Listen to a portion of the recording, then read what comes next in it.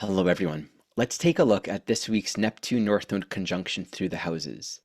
It's important to appreciate that this very end of Pisces at 28 degrees is also the area where Saturn and Neptune will be moving back and forth over the next year. So this area is a point of high and significant evolutionary growth. It's not just this short time period, it's kind of holding the place for a greater evolutionary process. This area, the end of Pisces, is where a lot of essential definition, strengthening, and spiritual clarification will continue to be happening for all of us over the next year. But like I introduced in my last video, there's a very stark duality when you have such strong Neptunian energy and the ongoing, deeply introspective process of Saturn moving to join this Neptune. And this duality is between one of total meaninglessness and the ways that we try to seek meaning or make something of this life that just is hard, full of suffering, or what's the point, or why am I here? And meaning with the capital M. And what's important to anchor is we don't create meaning with the capital M. Meaning is, truth is, but we didn't invent it. Our oneness and relationship and embodiment to truth also is, and we didn't create that either. In the same sense that we are what we are, we didn't create ourselves. The reality of what is, reality with a capital R, is. The ways that we try to reconcile with something other than the truth are all of our attempts to deal with that sense of, what's this for? Why is this happening? Why is it so hard? And the only answer is the truth. And there are so many ways to frame that and speak to it, because in a sense it's kind of impossible to frame. It's impossible to point to that which is not pointable, because it's just what's true. That's why the journey with Pisces is really one of faith and trust.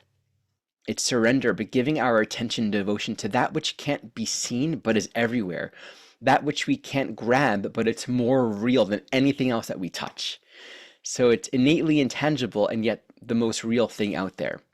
This said, with such a strong focus in Pisces, at the very end, culmination, like the completion of this whole Pisces journey, which sort of is also kind of like the end of the zodiac, right?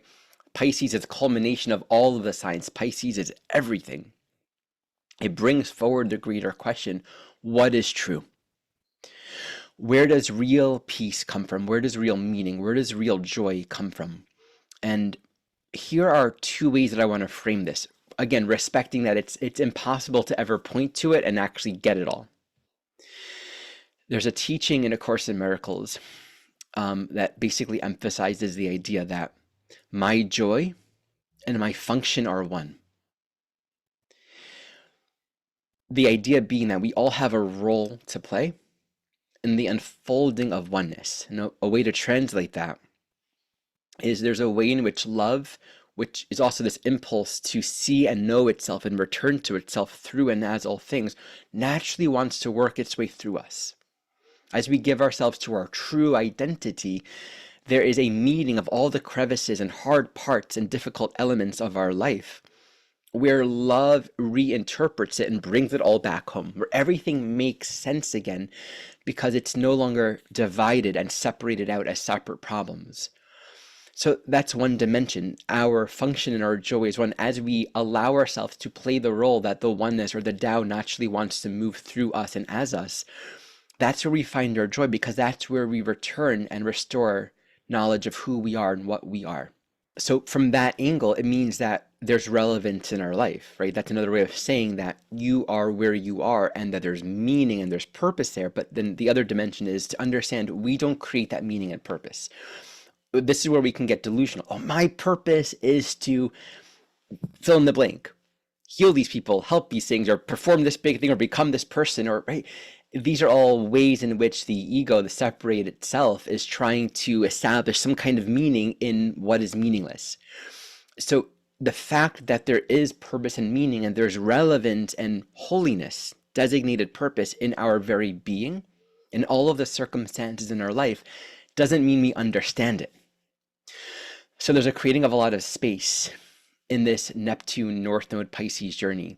The evolutionary focus being there's healing, there's miracles, there's profound and significant evolutionary growth and purpose, something of greater meaning, but we have to also appreciate perhaps what we thought about our life and our interpretation of it, how we internalized it, what we thought things meant, or who we thought we were, where we thought our happiness would come from, maybe we were wrong.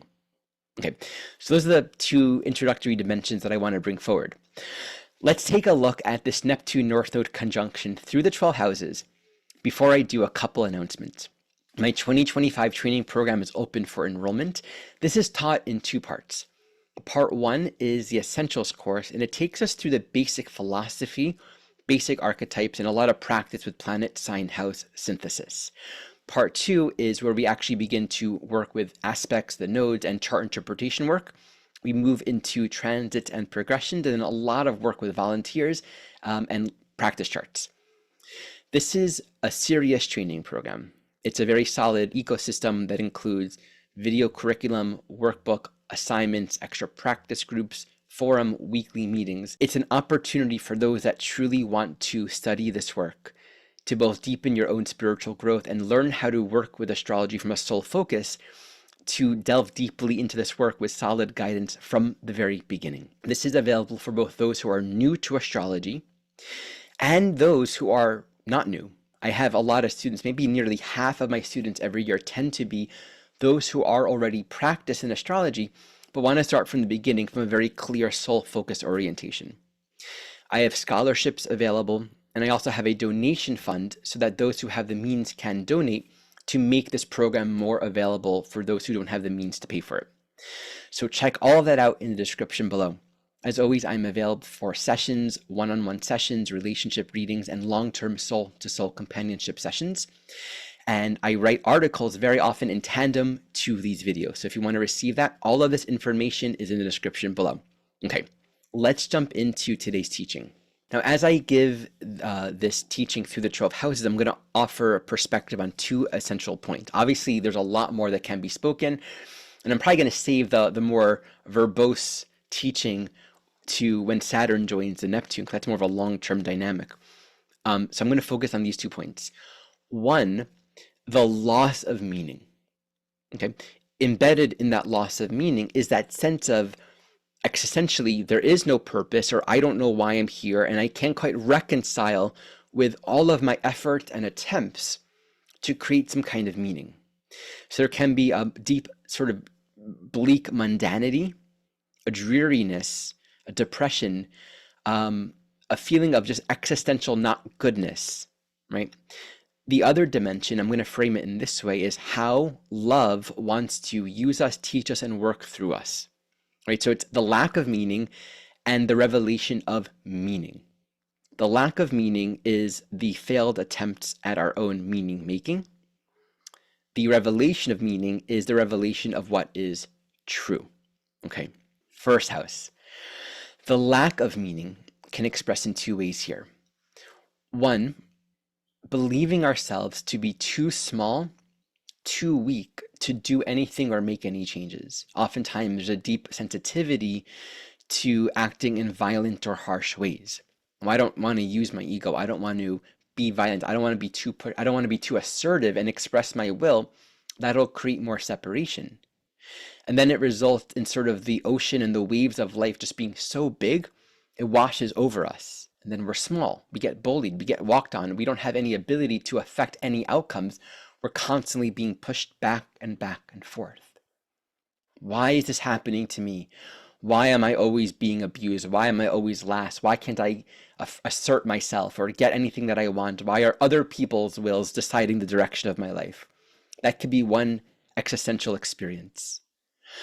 The other is having given a lot of meaning to this false sense of heroicism and importance. I'm going to be very strong and assertive, but it's actually just a sort of empty shell compensating for a deep internal sense of feeling weak and small because we feel very unprotected and very vulnerable.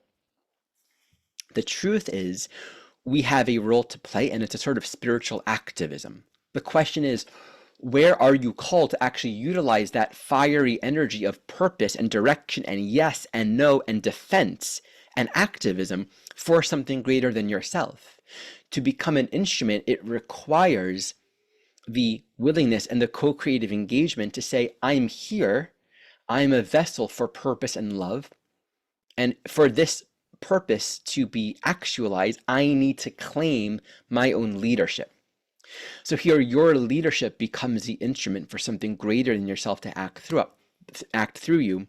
But you need to entitle yourself and have the confidence to be bold and not worry about the effects. The hard thing with that first house is every action has consequence, and there can almost be this like, I don't want to cause any harm, but your life's not going to move forward if you're not able to make certain choices. And the key is, it's not about some delusional idea of purpose. It's recognizing that there is a purpose that wants to move through you, and you have to be there for it. And that's the point.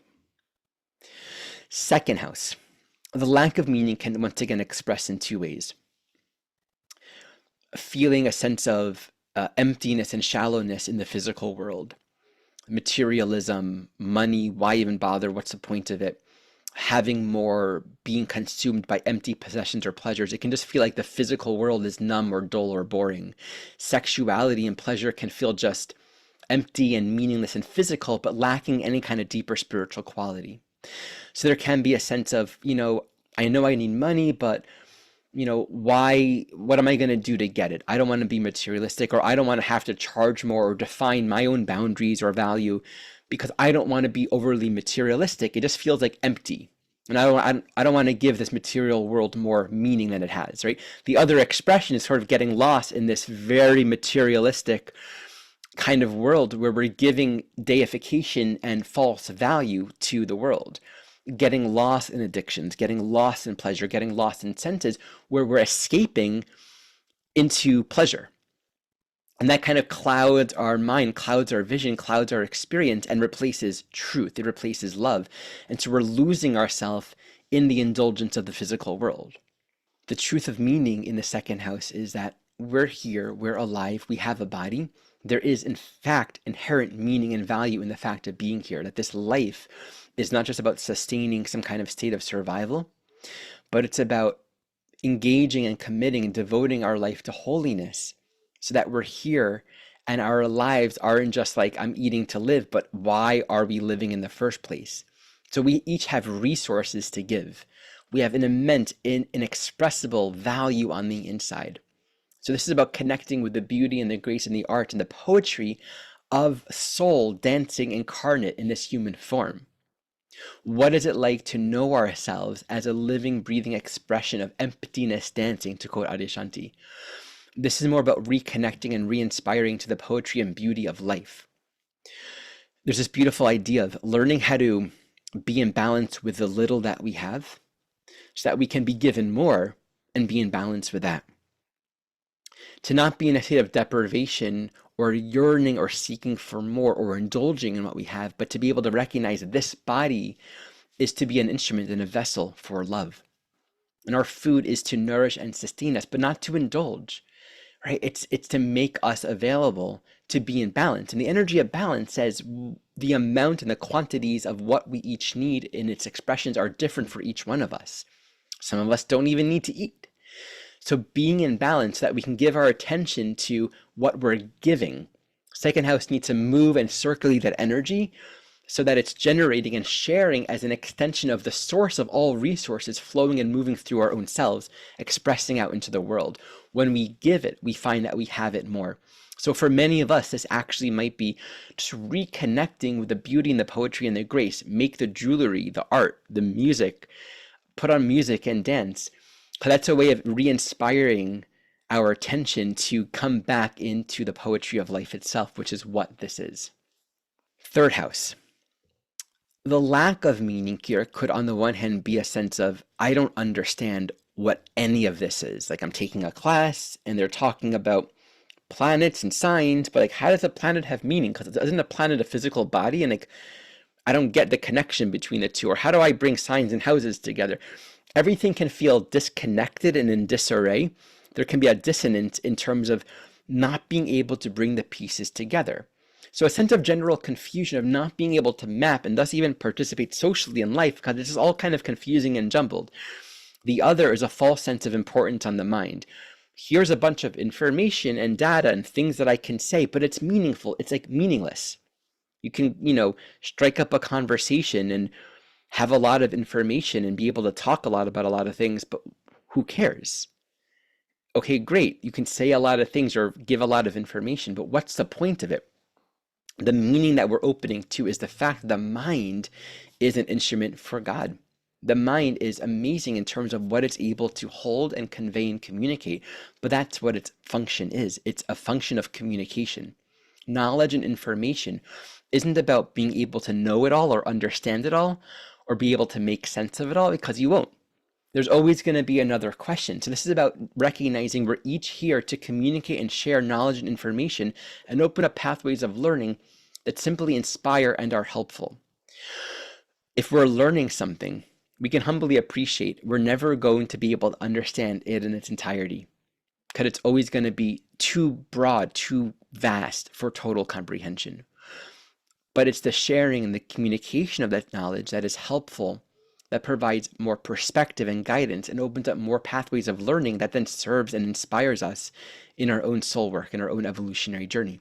And so what that means for many of us is sort of a simplification of all the ways that we're using the mind, be it trying to, learn what we don't need to learn, or trying to achieve what we don't need to achieve because we think creating a broad, inclusive, intellectual cohesion will make us feel secure, or if it's just wasting our mental energy, right?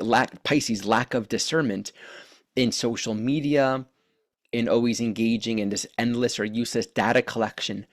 It's to be able to rededicate the mind for something greater than our own making, so we can study and learn and communicate and share that which is truly of value and benefit. And again, being that there's a long-term Saturn approach here, it does bring forward the question, is there some kind of spiritual study or curriculum or spiritual discipleship and learning, like going to spiritual school of some kind, that will be valuable for you? Or is there some sort of project that you're here to teach and bring forward or write? This says you have to make the choice to become that instrument and allow yourself to bring it forward. Otherwise, it's very possible to misuse the holy instrument of your mind and your precious mental energy.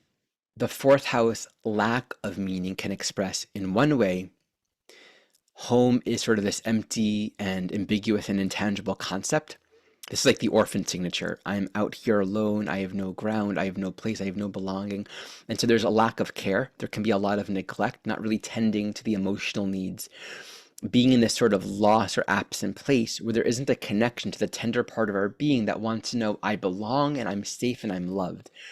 There can also be a sort of martyrdom, abstract quality of providing a lot of care and nourishment, but in a way where we're not in touch with our own sense of well-being. So a lot of self-sacrifice and providing, but not actually grounded within our own being in a sense of home and caring. There can be a lot of empathy and caring, but a lacking of healthy emotional boundaries. So losing ourselves, lacking in healthy discrimination in providing and caring, wanting to make sure that others are all loved and not suffering and cared for, but depleting ourselves in that process. So the truth is we are at home. And the truth is we are home as a state of identity. We are that source of unconditional love and safety for one another, and we are loved and cared for by something much greater than our own understanding, but is also within us. To seek that knowledge, to seek to truly be home, is to understand that it is not our job to make ourselves uncomfortable in order to help someone else.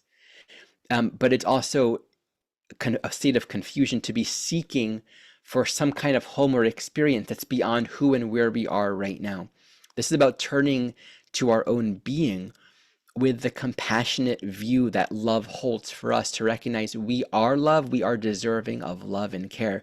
And this brings us into alignment with a state of compassion where we can recognize that ourselves and everyone, regardless of who you are and what's going on, we all deserve to be loved and cared for. There's an awakening of universal compassion. But if that's real, we recognize that we get to bring love and care to ourselves in allowing the inner parent within us, the inner nurturing figure within us, to be there for us and to provide for all of our needs. There's a beautiful Christian Science quote I like to bring forward, something like, divine love always has and always will meet every human need. And I think of this signature when I think of that, because it's saying no part of you is to be ignored. No part of you is to be orphaned and without a family, without a home. But the teaching is your home is where you are because that's where love is, that's where God is. And it's a whole paradigm shift in recognizing that wellness and safety is a truth of your being. So for many of us, this might be there's a lullaby to sing. There's some warm, yummy food to share and to give. And this may not just be with people of your own family. It's recognizing a universality that we're all children of love. We're all here together and we're all equal. And so to be able to recognize that of each other and to see that, but also recognizing that we ourselves are to affirm and know the truth of our own essential safety. Neptune here is like, it's affirming the truth of our own safety without necessarily the evidence of that. Because then it reminds us, oh, wait a minute, the deepest will here is that I am loved, right? But we have to remind ourselves of that sometimes so we can become available for that and begin to think differently. Sometimes that then will express as giving ourselves permission to stop, to slow down, to rest, to stretch, to do some practice, to drink a cup of tea, right? Our ability to give ourselves care and nourishment is often the extension of us remembering that this present moment is a womb that invites us and allows us to be all that we are, that allows us to arrive. And then our serving and our giving isn't about martyrdom or confusion. Fifth house, lack of meaning here on one level.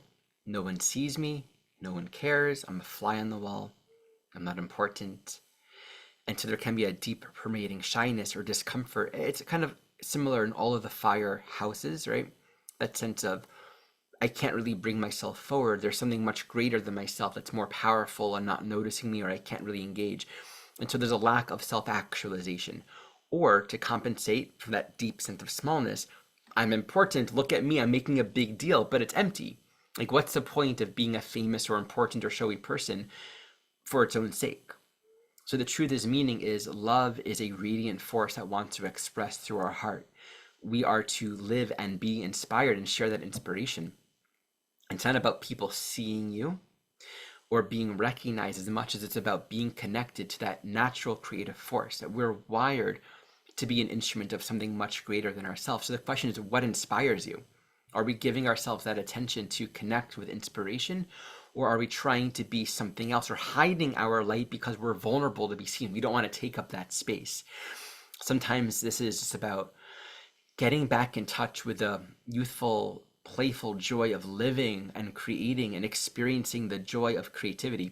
There's a beautiful idea of we are in the likeness of Creator, in the sense that we also create and we love our creations. And we have this free will and this agency to bring forward creation. And that's a metaphor, an expression, or a semblance of how love creates us. Like, we embody that same characteristic. And there's a sense of knowing and kind of pointing to the source of creation through the agency and entitlement to step into that role of creator. What is it like to entitle yourself to create and to recognize that it's pointing us to the source of all creation itself that's actually working and living through us? It's a really powerful and beautiful thing to experience. This is where inspiration and greater healing can happen, when we're not trying to make something meaningful of our life, but we're actually connecting with the fact of life being meaningful. The issue with the sixth house here is life can feel messy. One problem, body, health, the mess in your life, one after another, where it's like a crisis building up. And it can feel like an ocean of disorder that we have no ability to control. Why bother fixing? There's just going to be another problem, or I don't even know how to diagnose it. Just an overwhelm of one issue after another. It can feel like an organizational mess, or that we have no agency or power to make any changes in our life. The other extreme being the sort of puritanical, everything has to be clean and perfect, where we're giving a lot of false value to this idea of perfectionism and form. And so being groomed and organized becomes an emptiness because it's actually serving no function. Having a really sharp pencil and 10 really sharp pencils that are all lined up in size order or color order is nice, maybe, but are you using the pencil? So the meaning is that all of the different elements and functions and dynamics of our life that we need to sustain and continue to work on and groom are because this life is meant to be used and utilized as per all of the earth archetypes for a purpose. What is the work that we are here to do? What is the karma yoga, the path of purification, where we offer ourselves in service with the skills and the capacities that we have, and we develop ourselves to serve a function and a purpose greater than ourselves. Oftentimes, because of an internal sense of not ready enough, or not good enough, or not spiritually pure enough, we're not going to do the work that we need to do. So we put it off, and when we put off doing our work, there's a sort of neurosis that sets in. We end up giving a lot of attention to a lot of other things that actually have no inherent meaning on their own. So to stay connected to how we are each naturally primed to be an instrument, to help, to assist, and we heal, we purify, we learn. There's often this situation with Pisces and the Six of not knowing how to diagnose or get to the core of certain issues. It's not about being able to control. It's about recognizing that spiritual healing and realignment with love, coming back to a relationship to meaning, is the purpose of all of this. Not so much the healing of a physical symptom, not so much getting clean for its own sake, but working on the body, cleaning, grooming, taking care of yourself for the purposes of what you get to do, and the purification and the healing and the service. That's the point. So if there's work, do it. Don't worry about what it is. Bring devotion and holiness into it.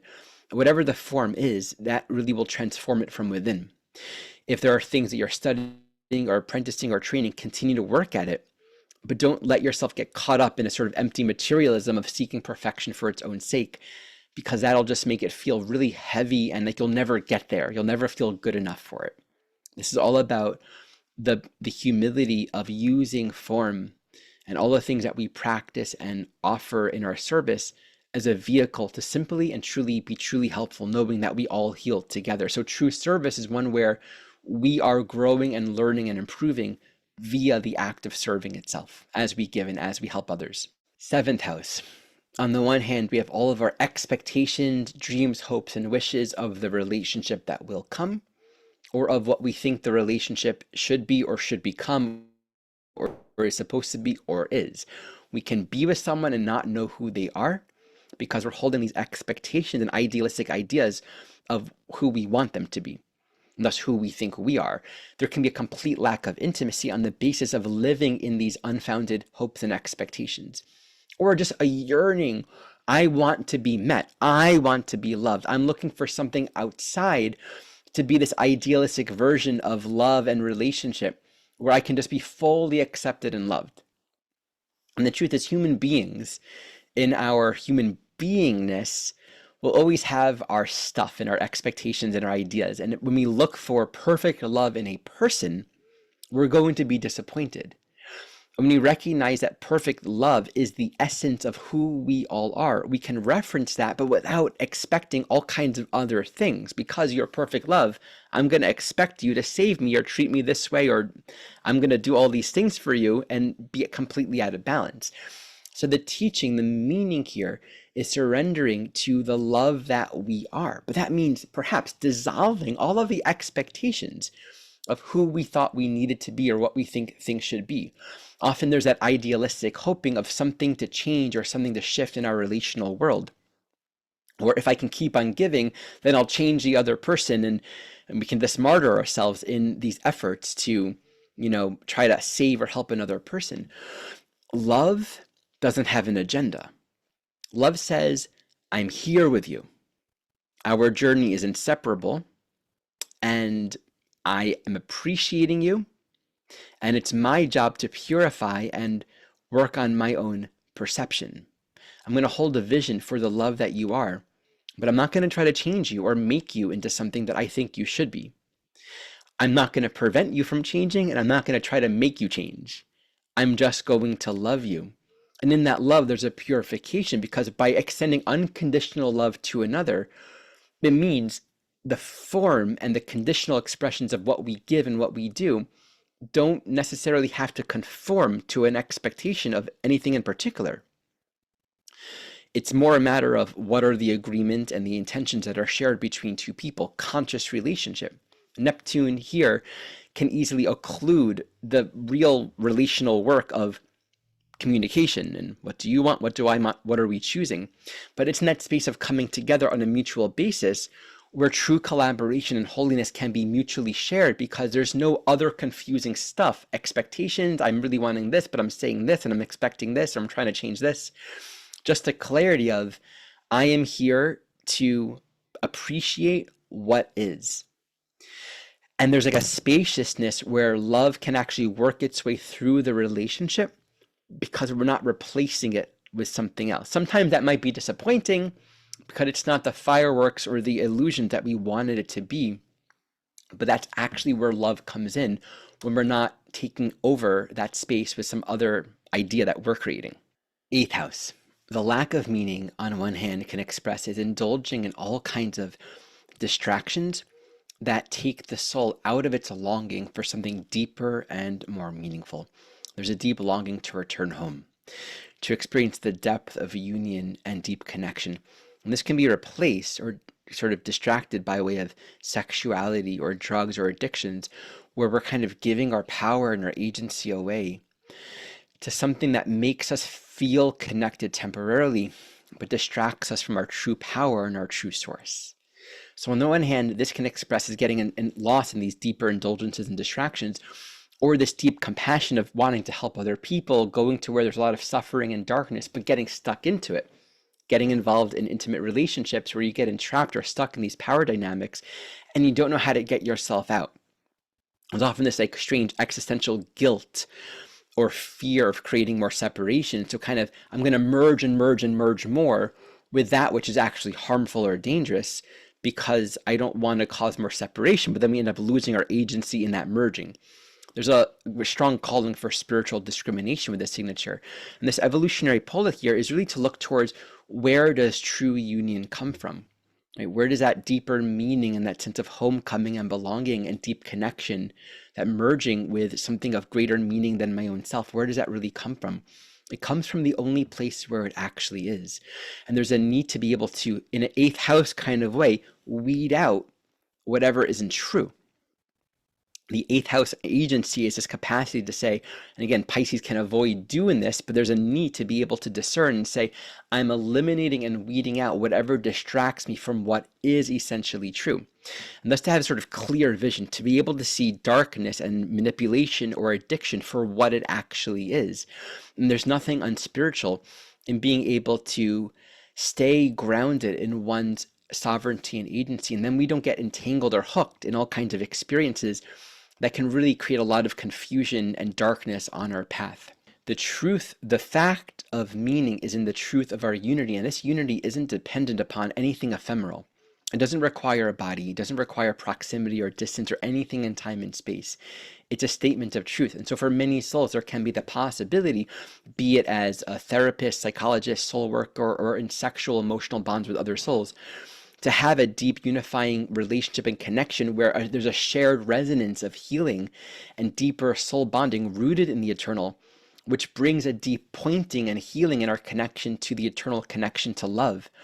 As long as we're clear that we're not unifying with the ephemeral, we're not unifying with the body, we're not unifying or trying to save a person from the darkness and the illusions, we keep ourselves clear in what doesn't come and go.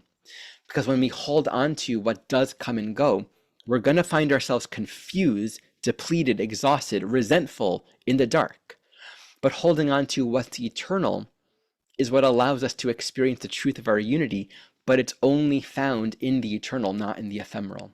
So there's a beautiful healing and opening to the divine in this signature, often through just doing really holy work or deeply helpful and healing relationships. But there needs to be that ground of spiritual discernment to know what it means to truly embrace the truth of unity and to not let the ephemeral elements replace the eternal. 9th house.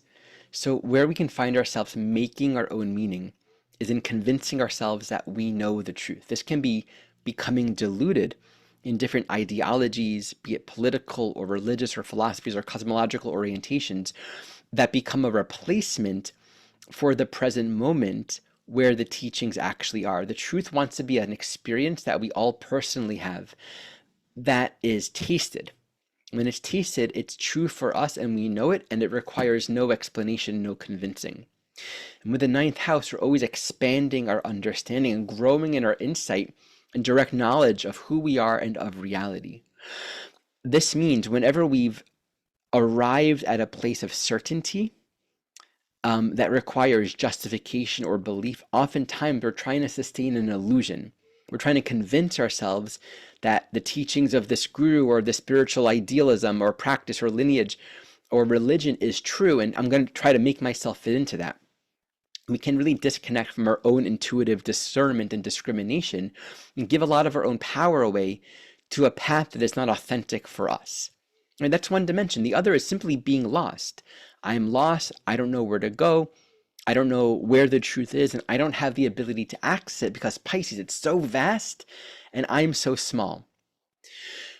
We need to be honest with ourselves and recognize that the truth is already true and that we are designed and wired to be on a journey of realization. Otherwise, we wouldn't be here. To see in a spiritual sense, this life is a pilgrimage. This North Node says there's something essential for you to learn right now. Your life is designed for spiritual revelation and discovery. Is there simply a calling for you to invest more intention and purpose and engagement in this journey?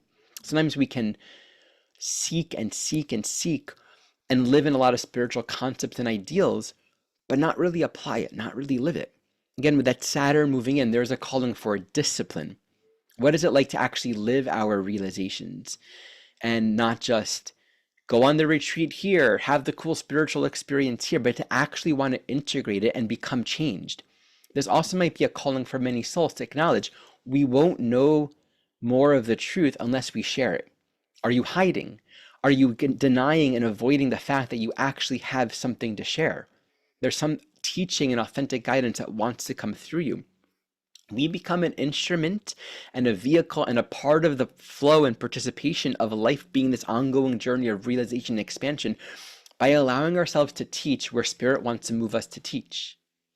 And that might mean allowing ourselves to step into confidence and certainty in our ability to know. And that doesn't mean being deluded. It means staying true to and authentic to our direct connection to love and the teachings and guidance of this life. And also where we get to allow ourselves to trust the teachings of the pilgrimage and the journey where we are right now. It's not alienating ourselves thinking the journey's somewhere else, because that spiritual journey, that magical quest that we're seeking is right here. If we open up to trust that the invisible is a lot more evident than the seeming mundanity of this isn't a cool pilgrimage. I'm in some suburbia. This isn't the epic journey that I want to read about or think about or imagine that I should be or could be, or that time where I'm going to have that cool experience and meet that guru. The guru, the teacher, comes when we accept the teachings that are actually already here right now. That's where the magic tends to really flip on. Okay, 10th house. So the ways that we can give false meaning here is either believing that we're being weighed down or burdened by some system of authority and structure outside of ourselves that defines who we are. This can be the roles that we're stuck into in our family, in our home life, the responsibilities that we have to play, kind of being tied into this is who I am as a man, this is who I am as a woman, our job and the responsibilities of the workplace and what others expect of us. It could also be this sense of martyrdom where we take upon ourselves this burden of purpose and responsibility that really isn't ours to carry. So this impulse, this need to do good and to make sure that only good things happen can lead us to unnecessarily taking on this weight of responsibility that leads to a lot of exhaustion. So we can either feel really small in the waves of external authorities and roles and responsibilities that are defining us, bringing a lot of depression, or we can find ourselves inhabiting these roles of authority, but kind of losing and martyring ourselves in it. This signature really emphasizes there's a growth right now that will be continuing over the next year, wherein we are learning to designate holy purpose and meaning to our physical time-space reality. It says there is a role and there's a function that we are here to play, but it doesn't mean only doing good all the time. Let's say you're a practitioner. This can easily express as having a lack of boundaries. Oh, I'll just keep on helping you or doing things to make sure you're on your feet and you're solid. not having adequate boundaries as a parent, never wanting to be mean or not wanting to yell. But how do we assert boundaries? We have to be able to say, at this time I'm doing this, at this time I'm doing this. And the orientation here is we find greater meaning and purpose in life when we're no longer misapplying our use of time and structure to either a role that we're giving ourselves or just allowing us the circumstances to define us. Take the example of children. Children can easily define the entirety of our life relative to what they want to do with their time and what they think should happen. If the parental person isn't holding clarity of purpose, this is how we're defining our time and what we're doing now. We're cleaning up, we're doing this. So much of what is sacred and meaningful becomes accessible in the clarity of the boundaries that we offer. And there's nothing unspiritual about that. That's a really big theme in general with this Saturn Neptune coming to coalesce at the end of Pisces. So this signature really emphasizes for many of us the need to strengthen our ability to embody boundaries and definition with respect to higher meaning and purpose, to allow something greater than ourselves to express through our lives, because we're co-creating with the thoughtful, loving, purposeful use of time and space. 11th house. The loss of meaning or the misapplication of meaning can be, on the one hand, this open and naive egalitarian orientation that says everyone's included, everyone's invited, everyone's welcomed. And it's based on this principle that in this greater ecosystem of life, all of us, literally with a capital ALL, are included. But that can then become confused with enabling and supporting all kinds of dynamics that are reflections of our lower, non-evolved human qualities.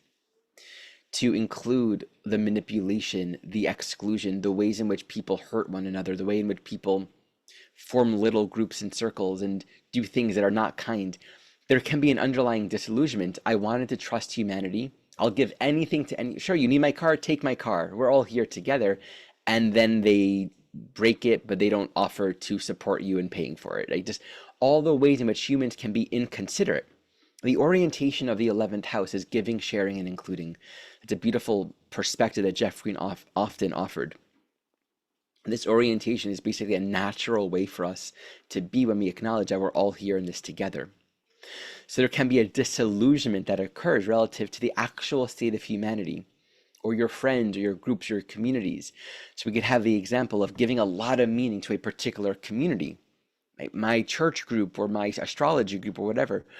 And then it's revealed that it's just a conglomerate of a bunch of different people, and none of it defines me. And we can lose ourselves in being a part of it. We can be a part of a spiritual community and completely lose our identity in that.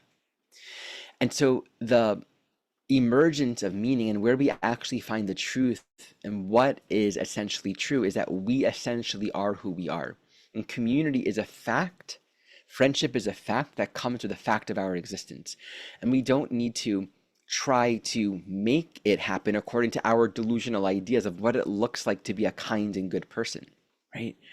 We can let things be as they are, and we can let life be as it is.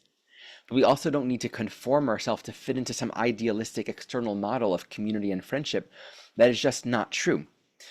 Being what we are means this underlying acknowledgement that whether a person is in proximity to us, like whether there's actual physical time-space relationship, our sameness and our community is absolutely real. I had this beautiful experience often of internally meeting a person, whether it's something that I want to express some forgiveness around, or an unresolved emotion, or just a feeling of love. I'll notice, okay, this is here. And I really resonate with the idea of metta practice. And I've never learned this formally, but my own internalized understanding is that meeting, right? I meet it, the memories, the feelings, the sensations that comes up with a person, and I just bring it into gratitude. I send them love. I send the memory, the feeling of myself, the experience. I just hold all of it in acceptance and thank you, that it's all coming up for healing. And if it's gratitude, then that's just gratitude. And I let that pour out. And I've had the experience so many times of doing this work on the inside. And it could be like someone from like 10 years ago, and they're not usually in my mind. And they call me or they send me an email, or someone brings it up in conversation, right? There's a unity, and we don't see that unity because we're so conditioned by time and space and form in this linear reality that we think is real. But the actual reality is on the inside, and we're all there on the inside. Like the inside is within each of us, and that's where we all are.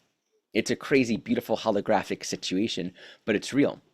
So that Pisces North Node Neptune in the 11th house wants to elevate our consciousness to see life from a broader perspective, not the narrow, limited vision that we might have of what it looks like to be here and to be inclusive, to be a part of something.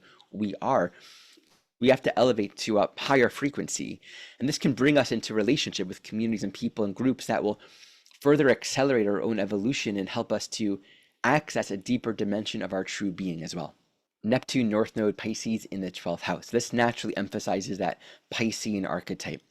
And this speaks existentially to what do we do with just the challenge or the question of how difficult existence is. Bad things happen to good people. There's suffering in the world.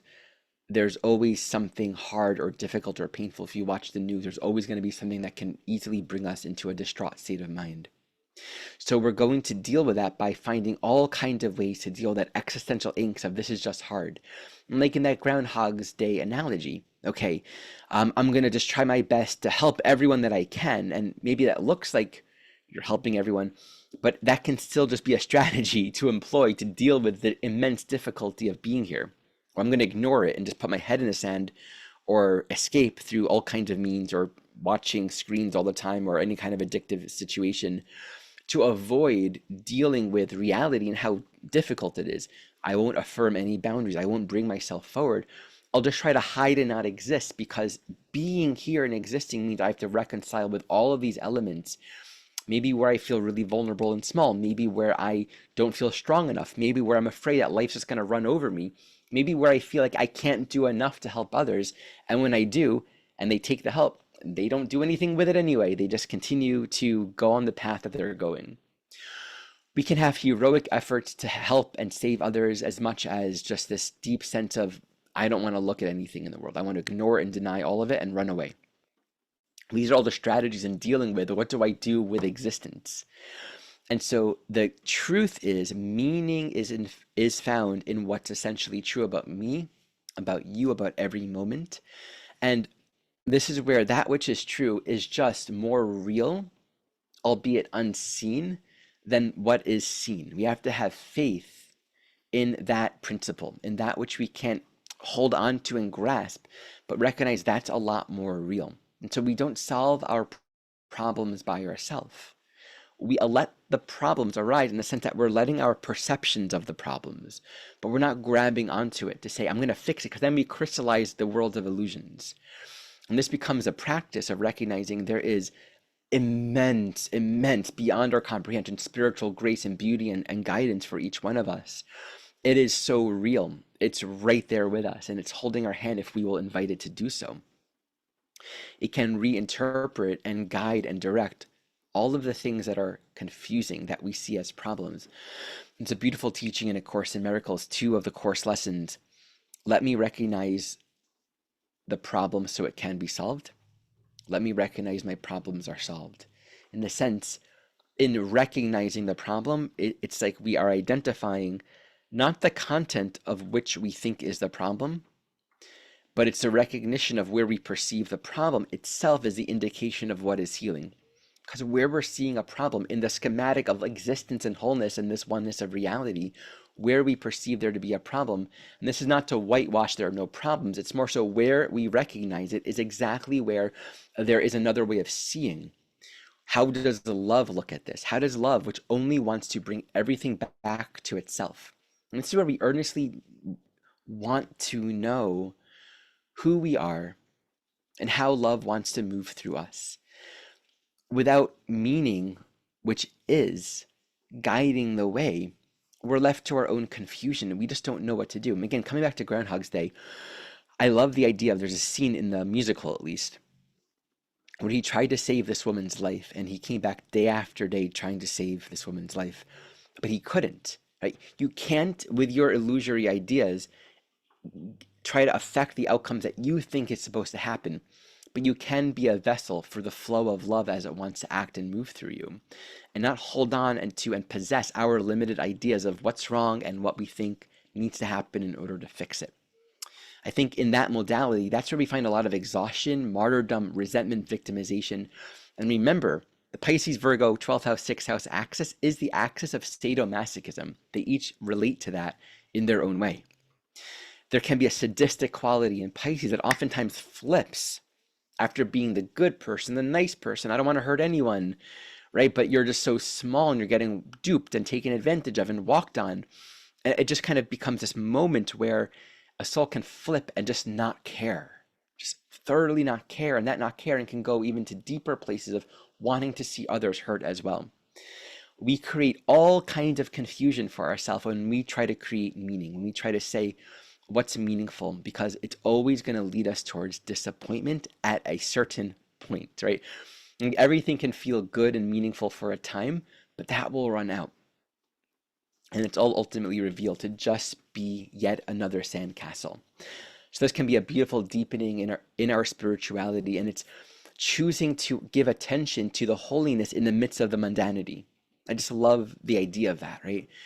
We get caught up in the 12th house Pisces, what's meaning, it's day to day, it's just all mundane and kind of, right, what's the point here?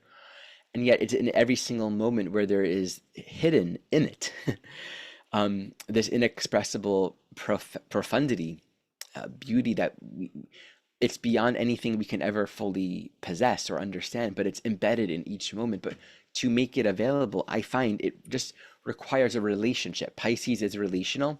That Neptune Pisces archetype, Neptune's a higher octave of Venus. So Venus relationships, like, me and you relationship. Neptunian relationship is me and reality, me and truth, me and God. And so we have to be in relationship to it, not just naively expect something from it. And that relationship is, I'm here with you now. I'm devoting this moment, this time for you. And we get to bring that into our life and let that become a practice. Let that be something that will help us learn how to live with respect to what is truly meaningful and who we truly are, not what we're trying to make ourselves to be. Okay, everyone. That is my teaching on this Neptune North Node conjunction in Pisces. As always, thank you so much for watching.